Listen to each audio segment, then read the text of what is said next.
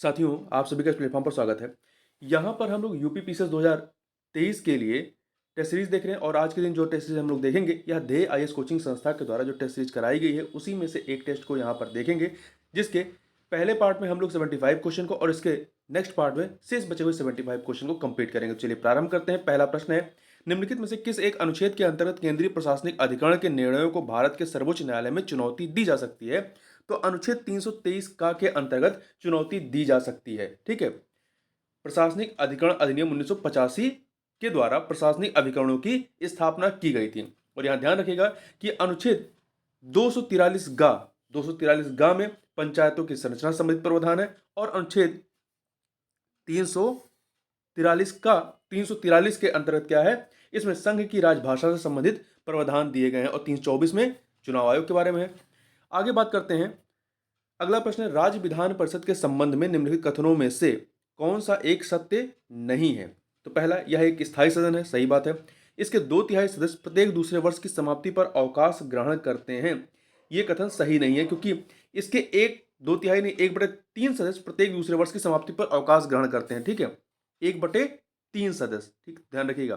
तो बी वाला आपका सही नहीं है, जबकि सी, इसके सदस्यों का कार्यकाल 6 वर्ष का होता है, सही है। विधानसभा द्वारा संकल्प पारित करने के पश्चात संसद द्वारा इसे समाप्त किया जा सकता है, यह भी सही है।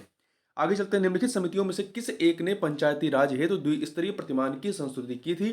तो किसने की थी? अशोक मेहता समिति ने की थी। किसने? अशोक मेहता समिति ने की थी। यह समिति 1977 में गठित की गई थी। ठीक है, और त्रिस्तरीय की व्यवस्था का सुझाव किसने दिया था? बलवंत राय मेहता समिति ने, जो कि 1957 में गठित की गई थी। आगे बढ़ते हैं। अगला है, निम्नलिखित मूल कर्तव्यों में से कौन सा एक भारतीय संविधान में वर्णित नहीं है? कौन सा एक कर्तव्य जो है भारतीय संविधान में वर्णित नहीं है? तो देखिए, पहला, सार्वजनिक संपत्ति की रक्षा करना एवं हिंसा का त्याग करना, यह है। अल्पसंख्यकों की रक्षा करना, ये जो है आपके मूल कर्तव्यों के जो 11 मूल कर्तव्य हैं उसमें शामिल नहीं है, तो बी वाला शामिल नहीं है। जबकि सी, राष्ट्रीय संग्राम को प्रेरित करने वाले उच्च आदर्शों का आदर एवं पालन करना तथा आह्वान किए जाने पर राष्ट्र की सेवा करना, ये मूल कर्तव्य के तहत आते हैं। तो भारतीय संविधान के भाग 4A के तहत जो है 42वें संविधान संशोधन अधिनियम 1976 के द्वारा मौलिक कर्तव्यों का समावेशन किया गया। और वर्तमान में कितने मौलिक कर्तव्य हैं? कुल 11 मौलिक कर्तव्य हैं। ठीक है, 11 मौलिक कर्तव्य। आगे बढ़ते हैं। अगला है, प्रोटेम स्पीकर के संबंध में निम्नलिखित कथनों में से कौन सा कथन जो है वो सत्य है? 2 कथन दिए गए हैं, हमें बताना है कौन सा सही है। पहला, एक नवनिर्वाचित लोकसभा के वरिष्ठतम सदस्यों में से एक को सामान्यतः प्रोटेम स्पीकर नियुक्त किया जाता है, सही है। प्रोटेम स्पीकर नवनिर्वाचित सदस्यों को शपथ दिलाता है, ये सही है। 2 के दोनों कथन सही है, तो सी ऑप्शन आपका सही हो जाएगा। आगे बात करते हैं, किस अनुच्छेद के अंतर्गत यह विशेष उपबंध किया गया है कि गोवा राज्य की विधानसभा में कम से कम 30 सदस्य होंगे? 30 सदस्य होंगे, तो ये अनुच्छेद 371 आई में गोवा राज्य के संबंध विशेष उपबंध किया गया है। जबकि 371 एच में क्या है? अरुणाचल प्रदेश के लिए विशेष उपबंध किया गया है। और 371 जी में क्या है? इसमें मिजोरम राज्य के संबंध में विशेष उपबंध किया गया है। और 371 में महाराष्ट्र और गुजरात राज्य के लिए विशेष उपबंध किया गया है। क्वेश्चन नंबर 7 चलते हैं। क्वेश्चन नंबर 7 है, कथन कारण का प्रश्न है। कथन कारण का प्रश्न है, तो देखिए, अभिकथन है कि उपराष्ट्रपति के निर्वाचन में संसद के मनोनीत सदस्य भाग नहीं लेते हैं। उपराष्ट्रपति के निर्वाचन में किंतु राज्यों के विधानसभा सदस्य भाग लेते हैं, ये कथन गलत है, क्योंकि उपराष्ट्रपति के निर्वाचन में संसद के मनोनीत सदस्य भी भाग लेते हैं। ठीक है, राष्ट्रपति के निर्वाचन में मनोनीत सदस्य भाग नहीं लेते, परंतु उपराष्ट्रपति के निर्वाचन में संसद के मनोनीत सदस्य, नॉमिनेटेड जो मेंबर्स होते हैं, वो पार्टिसिपेट करते हैं। किंतु इसमें उपराष्ट्रपति के निर्वाचन में राज्यों के विधानसभा सदस्य पार्टिसिपेट नहीं करते हैं। तो पहला जो कथन है वो गलत है। कारण, राज्य विधान परिषद के सदस्य राष्ट्रपति या उपराष्ट्रपति के निर्वाचन में भाग नहीं लेते हैं, तो ये कथन आपका सही है। तो इसलिए यहां पर आपका डी सही हो जाएगा कि कथन सही है, कथन गलत है, कारण सही है। आगे बढ़ते हैं। कृषि सहकारिता और उद्योग के लिए एक अखिल भारतीय सेवा का गठन करने की सिफारिश निम्न में से किस आयोग ने की है? तो सरकारिया आयोग, जो कि 1983 का है, 1983, इसके द्वारा यह संशोधित की गई थी। सरकारिया आयोग की अध्यक्षता किसने की थी? न्यायाधीश रणजीत सिंह सरकारिया की अध्यक्षता में इस आयोग का गठन किया गया था, जिसका प्रमुख कार्य केंद्र राज्य संबंधों पर संस्तुति देना था। इसमें 3 सदस्य थे। आगे बात करते हैं, भारतीय संविधान के भाग 4 में वर्णित प्रावधानों के संबंध में निम्नलिखित में से कौन सा या से कथन सही है? 2 कथन दिए गए हैं। पहला, इस भाग के प्रावधान किसी भी न्यायालय में परिवर्तनीय नहीं है। क्यों? क्योंकि इसमें नीति निर्देशक सिद्धांतों की चर्चा की गई है जो कि किसी भी न्यायालय में परिवर्तनीय नहीं है, तो ये कथन आपका सही है। दूसरा, इस भाग के प्रावधान राष्ट्र के संचालन में मूलभूत हैं, ये भी कथन सही है, तो दोनों दोनों सही है, सी ऑप्शन सही हो जाएगा। आगे बात करते हैं निम्नलिखित में से किस अनुच्छेद के अंतर्गत लोकसभा में अनुसूचित जातियों और अनुसूचित जनजातियों के लिए आरक्षण का प्रावधान किया गया है? तो अनुच्छेद 330 के तहत, अनुच्छेद 330 के तहत किया गया है अनुसूचित जातियों और अनुसूचित जनजातियों के लिए। वर्तमान में लोकसभा में 84 सीटें जो हैं वो अनुसूचित जातियों अर्थात एससी कैटेगरी के लिए है, जबकि 47 सीटें जो हैं वो अनुसूचित जनजातियों अर्थात एसटी कैटेगरी के लिए आरक्षित हैं। ध्यान रखिएगा 84 और 47। आगे बढ़ते हैं, क्वेश्चन नंबर 11 देखते हैं।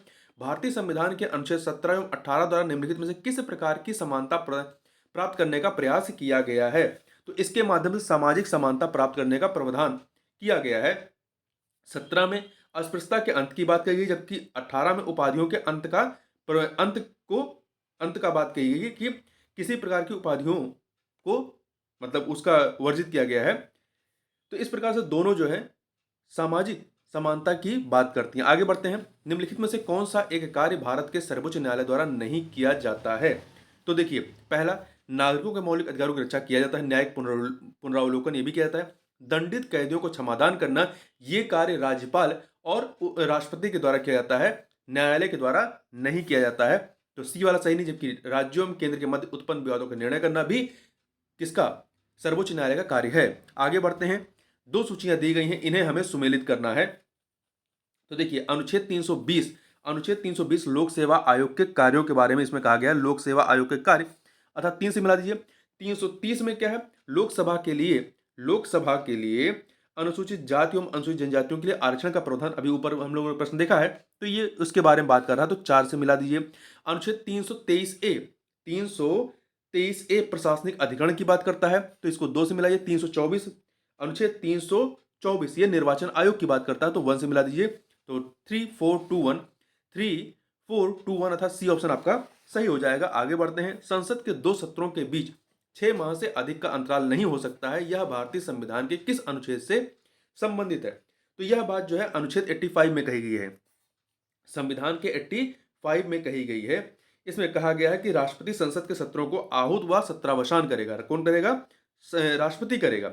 और राष्ट्रपति मंत्रिपरिषद की सलाह पर सत्र को बुलाएगा, जिसमें 2 सत्रों के बीच 6 माह से अधिक का अंतराल नहीं हो सकता है। ये 85 में बात कही गई है। आगे बढ़ते हैं, राज्यसभा अनुच्छेद 312 के अंतर्गत अखिल भारतीय सेवा का सृजन कर सकती है।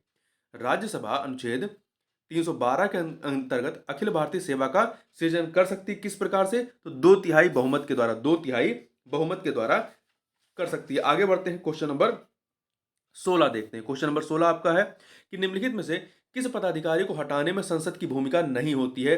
तो देखिए, उच्चतम न्यायालय के न्यायाधीशों को हटाने, राज्य निर्वाचन आयुक्त को हटाने और लोकपाल के सभापति एवं सदस्यों को हटाने में संसद की भूमिका होती है, परंतु महान्यायवादी को हटाने में संसद की भूमिका नहीं होती है, क्योंकि इसको राष्ट्रपति के प्रसाद पद पर रहना होता है। तो राष्ट्रपति जब चाहे इन्हें पद से हटा सकता है। और इसके बारे में, महान्यायवादी के बारे में, अटॉर्नी जनरल के बारे में आर्टिकल 76 में प्रावधान किया गया है। आगे बढ़ते हैं, निम्नलिखित कथनों पर विचार कीजिए।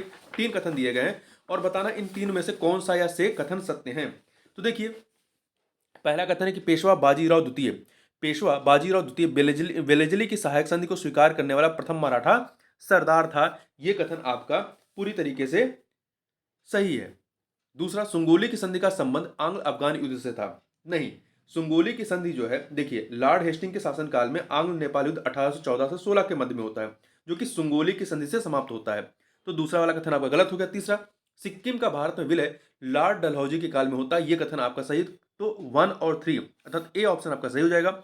आगे बात करते हैं, निम्नलिखित युगों में से कौन सा एक सही सुमेलित नहीं है? पत्र पत्रिकाएं और संपादक और उसके संस्थापक और संपादक, तो इसमें बताना है कौन सा सही नहीं है। देखिए, बहिष्कृत भारत ये महात्मा गांधी का नहीं है। बहिष्कृत भारत यह जो है, इसकी स्थापना अस्पृश्य लोगों के नैतिक एवं भौतिक उत्थान के लिए बहिष्कृत हितकारिणी सभा की स्थापना डॉक्टर भीमराव अंबेडकर के द्वारा की गई थी। ठीक है। और वर्ष 1927 में इन्होंने ही मराठी पाक्षिक बहिष्कृत भारत का प्रकाशन आरंभ किया था। तो बहिष्कृत भारत जो पत्रिका है, इसके संपादक कौन थे? भीमराव अंबेडकर थे। तो पहला वाला कथन आपका सही नहीं है। जबकि दैनिक आज शिव प्रसाद गुप्त का है, स्वदेश वाहिनी के Ramakrishna Pillai, new India Annie Besant का है। आगे बढ़ते हैं, वर्ष 1902 में टॉमस रैले की अध्यक्षता में एक विश्वविद्यालय आयोग गठित किया गया था, जिसमें भारतीय सदस्य के रूप में सम्मिलित थे। तो कौन सम्मिलित थे? तो इसमें सैयद हुसैन बिलग्रामी और जस्टिस गुरदास बनर्जी, ये दोनों ही शामिल थे, इसलिए आपका सी सही हो जाएगा। इस आयोग का उद्देश्य विश्वविद्यालय की स्थिति की समीक्षा करना, उसकी कार्यक्षमता के संबंध में सुझाव देना था। तो 1902 में लॉर्ड कर्जन का टाइम पीरियड रहता है ये। आगे बढ़ते हैं, निम्नलिखित में से किस अधिनियम द्वारा 7 वर्ष से कम उम्र के बच्चों के कारखाने में काम करने पर प्रतिबंध आरोपित किया गया? तो 1881 का जो कारखाना अधिनियम था, 1881 के कारखाना अधिनियम के माध्यम से यह अधिनियम जो है लॉर्ड रिपन के काल में लाया गया था, लॉर्ड रिपन के काल में लाया गया था। और इसी अधिनियम के अन्य प्रमुख प्रावधानों में यह भी शामिल था कि महीने में 4 दिन का अवकाश दिया जाएगा। आगे बढ़ते हैं, क्वेश्चन नंबर 21 देखते हैं। उदासी संप्रदाय की स्थापना, उदासी संप्रदाय की स्थापना निम्न में से किस संत ने की थी? श्रीचंद्र ने। किसने की थी? श्रीचंद्र ने की थी। श्रीचंद्र गुरु नानक के पुत्र थे, उन्होंने उदासी संप्रदाय की स्थापना की। गुरु नानक ने उन्हें अपना उत्तराधिकारी न घोषित कर अपने शिष्य लहना को उत्तराधिकारी घोषित किया था। आगे बात करते हैं, निम्नलिखित में से किस संस्था का पूर्व नाम अखिल भारतीय अस्पृश्यता विरोधी लीग था? किसका नाम था? हरिजन सेवा संघ। हरिजन सेवक संघ का जो पहले का नाम था, पूर्व नाम अखिल भारतीय अस्पृश्यता विरोधी लीग थी। इसकी स्थापना गांधी जी ने 1932 में की थी, जबकि आत्मसम्मान आंदोलन ये ए.वी. रामास्वामी के द्वारा 1925 में प्रारंभ की गई थी। बहिष्कृत हितकारिणी सभा, इसकी स्थापना 1924 में बाबा भीमराव अंबेडकर के द्वारा की गई थी। आगे बढ़ते हैं, निम्नलिखित कथनों पर विचार कीजिए। निम्नलिखित कथनों पर विचार करना है, 3 कथन दिए गए हैं, बताना है इनमें से कौन उपरोक्त कथन किससे संबंधित हैं। ठीक है, तो देखिए, यह तुर्की भाषा में प्रवीण था, इसे जहांगीर ने 400 का मनसब प्रदान किया और इसे इंग्लिश खा अथवा फिरंगी खा की उपाधि प्रदान की गई थी जहांगीर के द्वारा। तो ये कौन थे, किसके बारे में चर्चा की जा रही है? तो ये चर्चा जो है ये हॉकिंस के बारे में है। ठीक है, हॉकिंस के बारे में, कैप्टन हॉकिंस के बारे में, जो कि 1608 में हेक्टर नामक जहाज से ब्रिटिश ईस्ट इंडिया कंपनी की तरफ से भारत भेजा गया था। और 1605 में अकबर की मृत्यु हो जाने के कारण यह जहांगीर से मिलता आता है, ये अकबर से मिलने, परंतु इसकी मुलाकात जहांगीर से होती है। यह फ्रेंड नाम का जेम्स प्रथम का पत्र अकबर के लिए लाया था, जिसकी भाषा फारसी थी। आगे बढ़ते हैं, निम्नलिखित में से किस एक गवर्नर को भारत में अंग्रेजी साम्राज्य का अग्रगामी कहा जाता है? तो रॉबर्ट क्लाइव को। रॉबर्ट क्लाइव ये बंगाल का प्रथम गवर्नर था और उसे भारत में ब्रिटिश साम्राज्य का संस्थापक माना जाता है। इसे ही भारत में अंग्रेजी साम्राज्य का अग्रगामी, परसिक्यूटर ऑफ द ब्रिटिश एम्पायर कहा जाता है। आगे बात करते हैं, 2 सूचियां दी गई, इन्हें हमें सुमेलित करना है। तो देखिए, संगठन और संस्थापक, India Home Rule Society, India Home Rule Society Krishna Shyam ji Krishna Verma, तो 1 से मिलाइए। Paris Indian Society madam Cama का है, तो 2 से मिलाइए। यूनाइटेड इंडिया हाउस ये तारकनाथ दास का है, 3 से मिलाइए। और हिंद एसोसिएशन ऑफ अमेरिका ये सोहन सिंह भाकना का है, 4 से मिला दीजिए। तो 1 2 3 4 ए ऑप्शन आपका सही हो जाएगा। आगे चलते हैं, क्वेश्चन नंबर 26 देखते हैं। क्वेश्चन नंबर 26 कथन कारण का प्रश्न है। तो देखिए, कथन है आपका, अभिकथन है कि चार्ल्स मेटकाफ को समाचार पत्रों का मुक्तिदाता कहा जाता है। सही बात है, कारण मेटकाफ ने liberation of the Indian press act लागू करवाया था। ये दोनों के दोनों कथन सही है और व्याख्या भी कर रहा, तो ए ऑप्शन आपका सही हो जाएगा। आगे बात करते हैं, क्वेश्चन नंबर 27, निम्नलिखित में से किसे या किन्हें भारतीय पुनर्जागरण का पिता और भारतीय राष्ट्रवाद का जनक कहा जाता है? तो राजा राममोहन राय को कहा जाता है। आगे बात करते हैं, संगम साहित्य में कावेरी पत्तनम का संबंध किससे रहा है? तो कावेरी पत्तनम का संबंध जो है वो चोल साम्राज्य से था।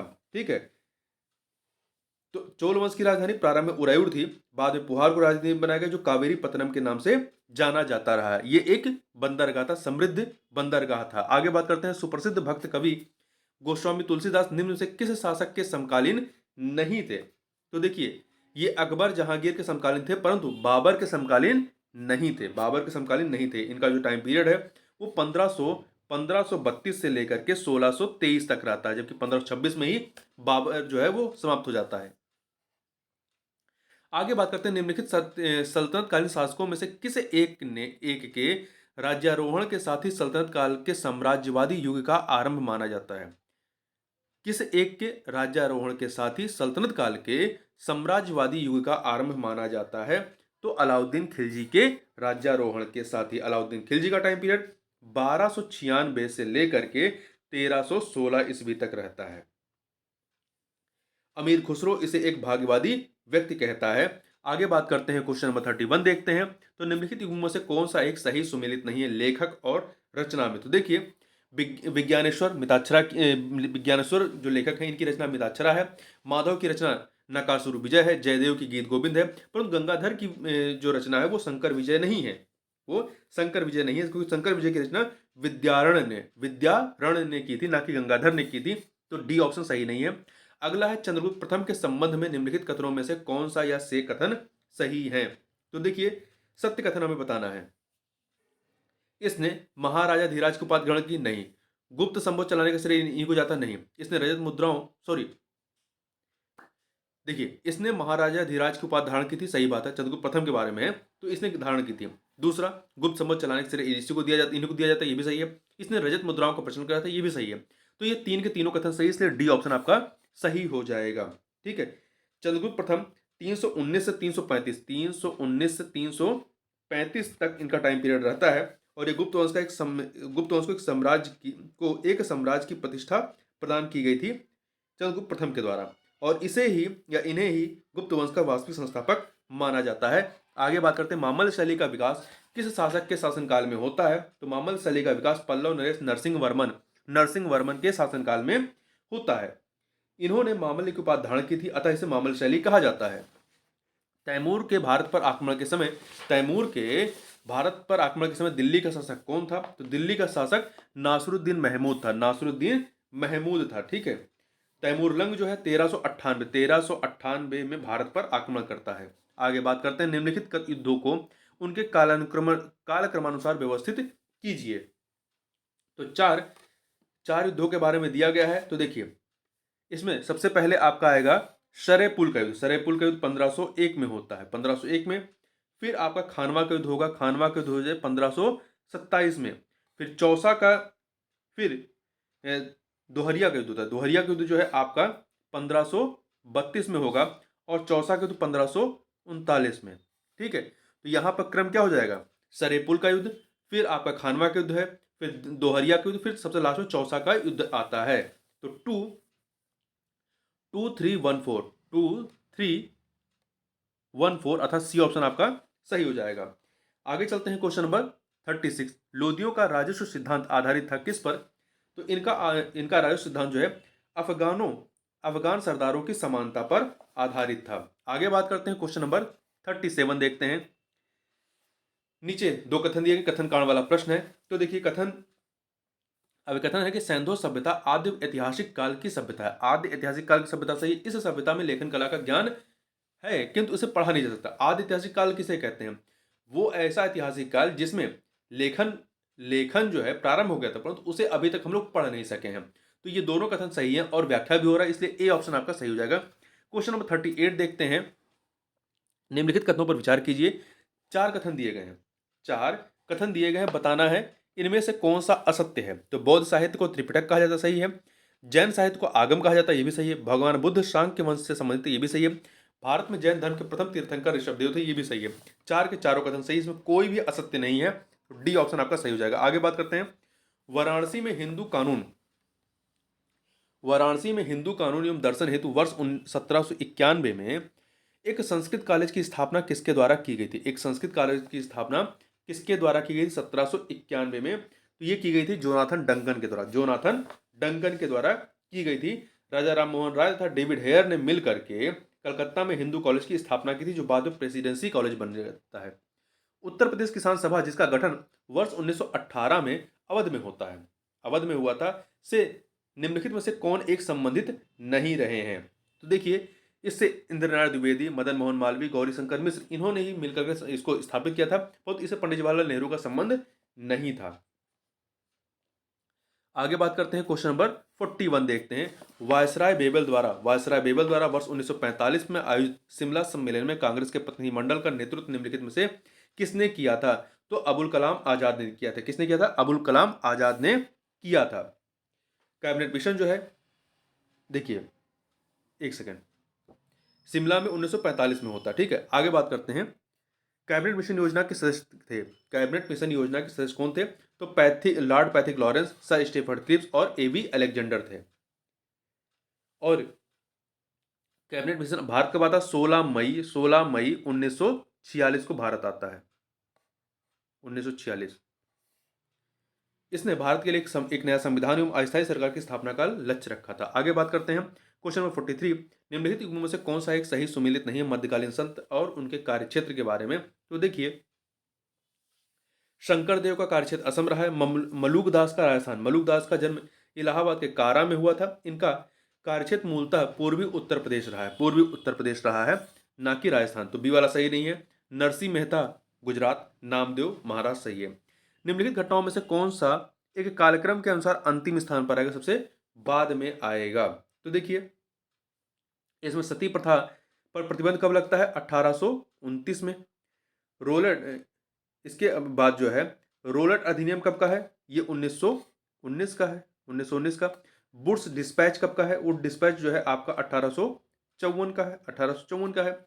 और वर्नाकुलर प्रेस एक्ट जो है ये 1878 का है, 1878 का है। तो सबसे लास्ट में कौन सा आएगा, रोलट अधिनियम 1919, अर्थात बी ऑप्शन आपका सही हो जाएगा। आगे बात करते हैं, दो सूचियां दी गई हैं, एक तरफ युद्ध है, दूसरी तरफ वो युद्ध कब होता है, तो इन्हें हमें सुमेलित करना है।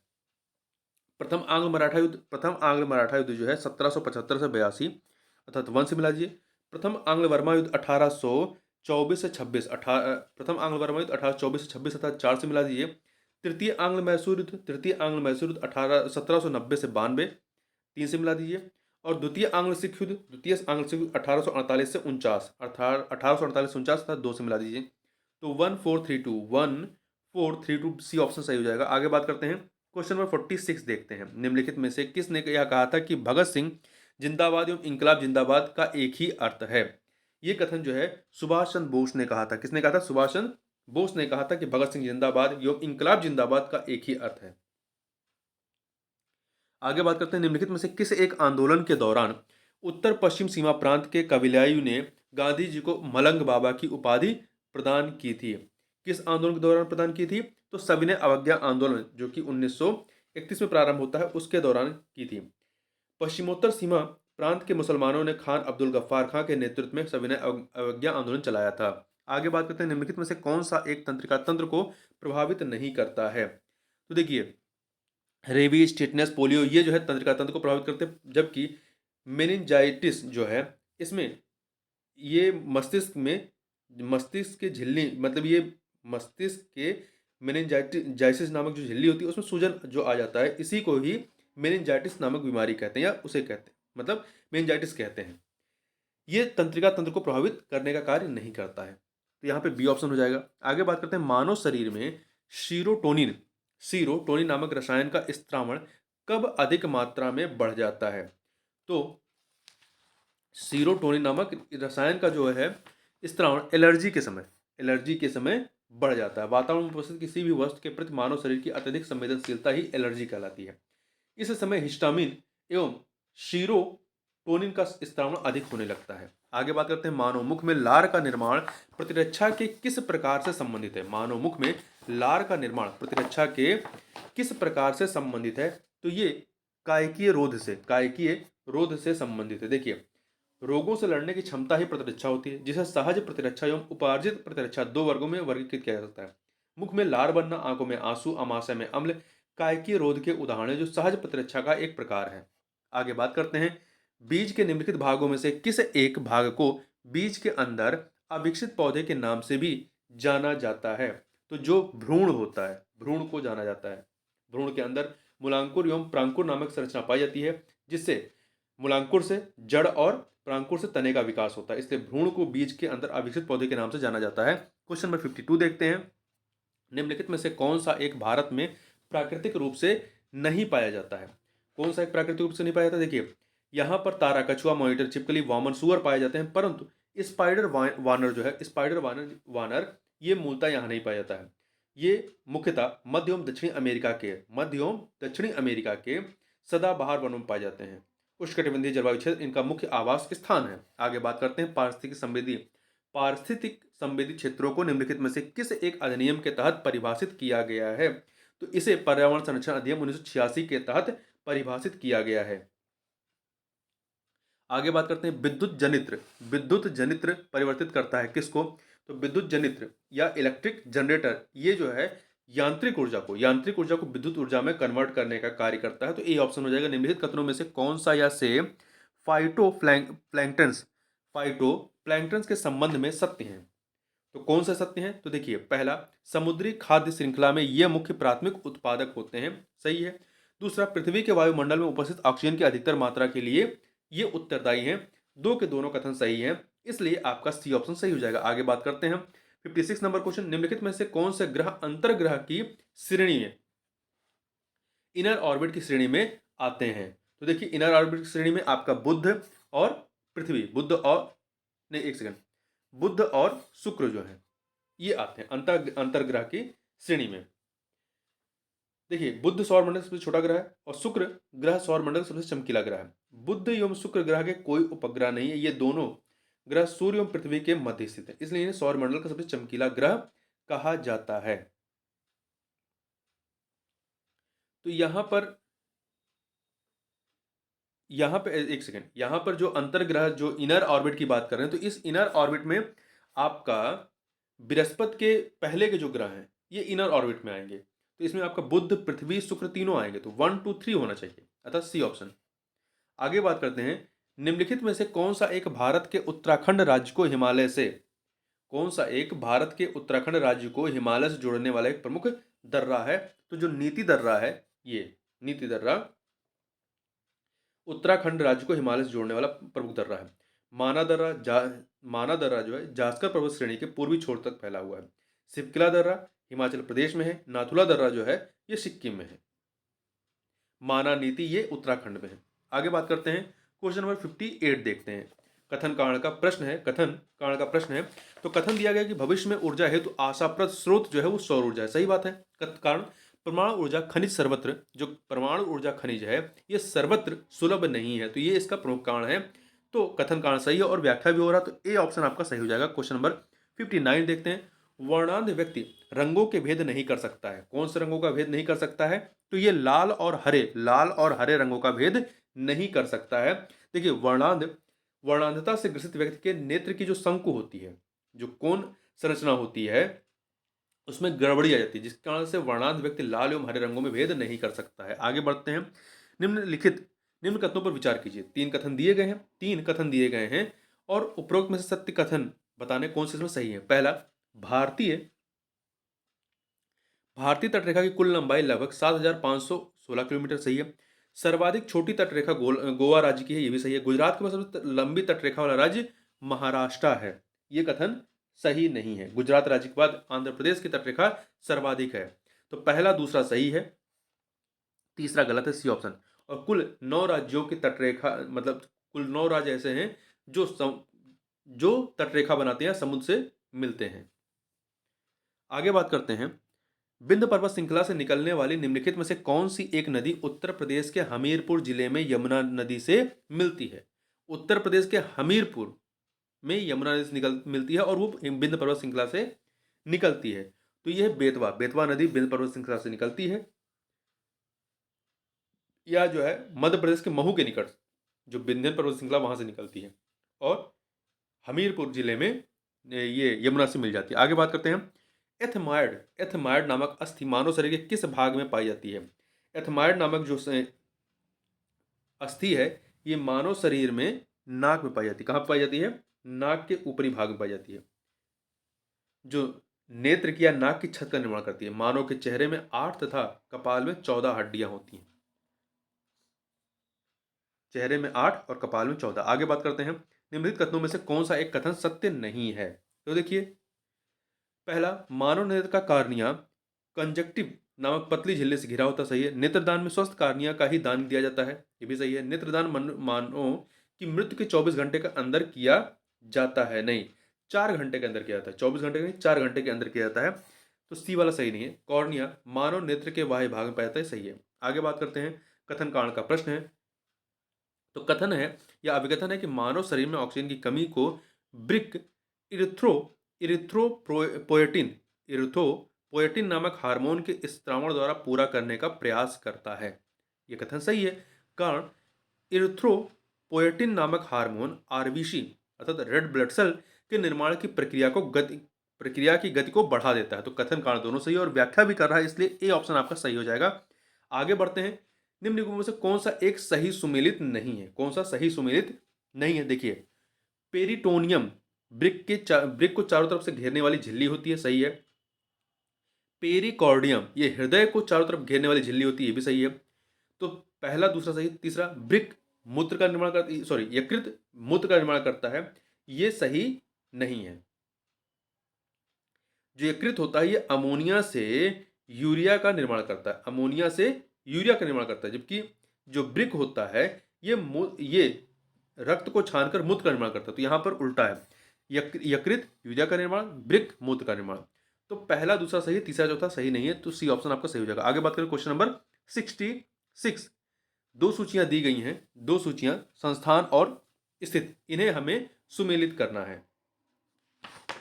तो देखिए, केंद्रीय धान अनुसंधान संस्थान ये कहाँ पर है? ये कटक में है, 4 से मिलाइए। भारतीय मृदा विज्ञान संस्थान, भारतीय मृदा विज्ञान संस्थान ये आपका भोपाल में है, 3 से मिला दीजिए। शस्य वानिकी का राष्ट्रीय शोध केंद्र, शस्य वानिकी का राष्ट्रीय शोध केंद्र ये कहाँ पे है? झांसी में, 2 से मिला दीजिए। National centre for agriculture economics and policy research ये नई दिल्ली में है, तो 1 से मिला दीजिए। तो 4 3 2 1, 4 3 2 1, अर्थात बी ऑप्शन सही हो जाएगा। आगे बात करते हैं, अगला है कथन कांड का प्रश्न है। तो देखिए, कथन है आपका, अभिकथन है, हृदय शूल को हृदयघात का पूर्वगामी मान कहते हैं, सही बात है। कारण दोनों में समान प्रकार का दर्द रोगी को महसूस होता है। तो ये कथन कारण दोनों अपनी जगह सही है, परंतु ये व्याख्या नहीं कर रहा है। देखिए, हृदय शूल को हृदयघात का पूर्वगामी इसलिए कहते हैं क्योंकि कोरोनरी धमनी में बाधा उत्पन्न होने से दोनों उत्पन्न होते हैं। हृदय शूल कम बाधा होने पर होता है, और यदि वही बाधा आगे बढ़ जाती तो वह हृदयाघात उत्पन्न करता है। तो यहाँ पे कथन कारण दोनों सही हैं, परंतु व्याख्या नहीं कर रहा है, इसलिए बी ऑप्शन। आगे बात करते हैं, दो सूचियां दी गई हैं, इन्हें हमें सुमेलित करना है। देखिए, इसमें है धमनियां, जो धमनियां शरीर के विभिन्न अंगों को शुद्ध रक्त की आपूर्ति करती हैं, उनकी बात की गई है। तो कैरोटिड धमनी जो है मस्तिष्क को शुद्ध रक्त की पूर्ति करता है, तो 3 से मिलाइए। कोरोनरी धमनी जो है ये हृदय को, 1 से मिलाइए। मेसेंट्रिक धमनी आहार नाल को, 2 से मिलाइए। रीनल धमनी ये वृक्क को, अर्थात 4 से मिलाइए। तो आपका क्या हो जाएगा? 3 1 2 4 डी ऑप्शन। आगे बात करते हैं क्वेश्चन नंबर 69। स्फिंक्टर नामक कपाट मानव शरीर के निम्नलिखित में से कहाँ पाया जाता है?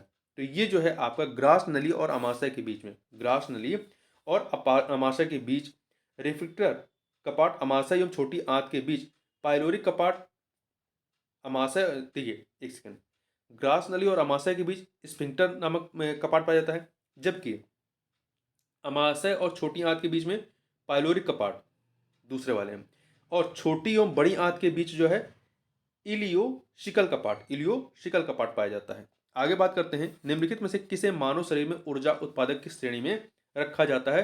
तो कार्बोहाइड्रेट से मानव को प्रतिदिन कुल ऊर्जा आवश्यकता का लगभग 60 से 80% प्राप्त होता है, इसलिए इसे ऊर्जा उत्पादक की श्रेणी में रखा जाता है। यह कार्बन, हाइड्रोजन तथा ऑक्सीजन से निर्मित होता है। आगे बात करते हैं, निम्नलिखित में से कौन सी एक अक्रिय गैस वायुमंडल में नहीं पाई जाती है? कौन सी एक अक्रिय गैस जो है वो वायुमंडल में नहीं पाई जाती है? तो अक्रिय गैस जो रेडॉन है ये वायुमंडल में नहीं पाई जाती है, जबकि नियॉन, क्रिप्टॉन, आर्गन पाए जाते हैं। आगे बात करते हैं, निम्न पर विचार कीजिए। यहाँ पर 5 नदियां दी गई हैं। उपरोक्त नदियों में से कौन सी पूर्ववर्ती नदियां हैं? पहले समझ लीजिए पूर्ववर्ती नदी होती क्या है। पूर्ववर्ती नदियां अपने प्रवाह मार्ग की स्थानीय उत्थान को काटकर अपने पूर्ववर्ती मार्ग का अनुसरण करती हैं, मतलब उनके बीच में अवरोध भी आता है तो उसे काट करके अपना रास्ता बना लेती हैं, परंतु अपना रास्ता नहीं बदलती हैं। तो देखिए, इन नदियों में आपका सिंधु, सतलज और ब्रह्मपुत्र शामिल है। सिंधु, सतलज और ब्रह्मपुत्र ये पूर्ववर्ती नदियां, जबकि स्वर्णरेखा, सोन ये पूर्ववर्ती नदियों में नहीं आती हैं, ये अध्यारोपित नदियां हैं। ठीक है, स्वर्णरेखा, सोन, चंबल, बनास ये। तो यहाँ पर 1 2 3 अर्थात बी ऑप्शन। आगे बात करते हैं, निम्न कथनों पर विचार कीजिए। दो कथन दिए गए हैं, बताना है उपरोक्त कथन किस एक स्थानीय पवन से संबंधित है। पहला, यह आल्पस पर्वत के उत्तरी ढाल के सहारे उतरने वाली गर्म एवं शुष्क प्रवण है, सही है। दूसरा, इसका सर्वाधिक प्रभाव स्विट्जरलैंड में होता है, ये भी सही है। तो ये फॉन जो स्थानीय पवन है उसके बारे में इसमें चर्चा की गई है, फॉन नामक स्थानीय पवन के बारे में। ठीक है, ये इसके अतिरिक्त जो चिनूक है, चिनूक रॉकी चिनूक ये रॉकी पर्वत के पूर्वी ढाल के साथ चलने वाली एक गर्म एवं शुष्क हवा है। और ब्लैक रोलर जो है, ब्लैक चिनूक और ये ब्लैक ब्लैक रोलर जो है, ये उत्तरी अमेरिका के विशाल मैदानों में चलने वाली गर्म एवं धूल भरी शुष्क हवाएं हैं। आगे बात करते हैं, निम्न युग्मों में से कौन सा एक सही सुमेलित है? तो देखिए, लिथोफाइट, लिथोफाइट कठोर चट्टानों पर उगने वाली वनस्पति को लिथोफाइट कहते हैं, ये कथन सही है। हेलोफाइट, हेलोफाइट जो है ये नमकीन मिट्टी की वनस्पति होती है, ये यहाँ से मिलेगा। और पायरोफाइट, पायरोफाइट जो है ये अग्नि प्रतिरोधी वनस्पति होती है। पायरोफाइट जो होती है ये अग्नि प्रतिरोधी वनस्पतियां होती हैं। जबकि जल की ऊपरी सतह पर उगने वाली वनस्पतियों क्या कहते हैं? हाइड्रोफाइट कहते हैं। इस प्रकार से ए वाला ऑप्शन आपका सही है, लिथोफाइट कठोर चट्टानों पर उगने वाली वनस्पतियां। क्वेश्चन नंबर 75 देखते हैं। देखिए, निम्नलिखित युग्मों में से कौन सा एक सही कौन सा या से सही सुमेलित नहीं है? 3 सुमेलन दिए गए हैं, तो देखिए बताना है कौन सा सही सुमेलित है। नहीं है, सुमेलित है वाला बताना है। तो पहला, सूनहर ये सुपिरियर झील को ह्यूरोन झील से जोड़ने का कार्य करती है, ये सही है। दूसरा, कील नहर ये बाल्टिक सागर को आर्कटिक सागर से जोड़ती है, नहीं। कील नहर पश्चिमी जर्मनी में उत्तरी सागर को बाल्टिक सागर से जोड़ने का कार्य करती है, तो ये वाला सही नहीं है। जबकि स्वेज नहर भूमध्य सागर को लाल सागर जोड़ती है, तो पहला और तीसरा सही है, तो बी ऑप्शन। तो इस प्रकार से इस वीडियो में बस इतना ही, मिलते हैं नेक्स्ट वीडियो में, तब तक के लिए बहुत बहुत धन्यवाद।